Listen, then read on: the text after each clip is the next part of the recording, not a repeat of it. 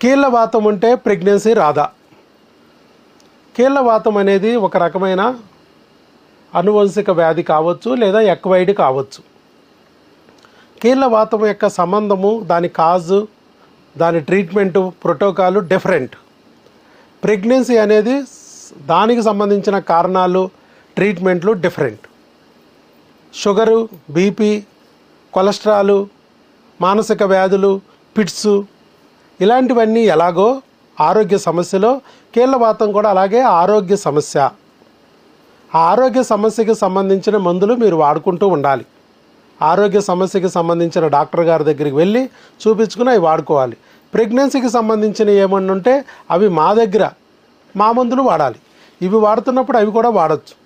కాకపోతే ప్రెగ్నెన్సీ వచ్చాక బిడ్డకి హానికరమైనవి ఏమన్నా ఉంటే వాటిని ఆపి వాటి బదులుగా వేరే ఆల్టర్నేటివ్ బిడ్డకు కూడా సేఫ్గా, ప్రెగ్నెన్సీకి కూడా సేఫ్గా ఉండే మెడిసిన్ని మారుస్తాం అంతే. ఈ లోపైతే అన్ని మెడిసిన్ వాడచ్చు. సో కీళ్ళవాతానికి ప్రెగ్నెన్సీకి సంబంధం లేదు. కీళ్ళవాతం ఉన్నా ప్రెగ్నెన్సీ పొందొచ్చు, ప్రెగ్నెన్సీ నిలుపుకోవచ్చు, చక్కగా 12 బిడ్డని పొందొచ్చు.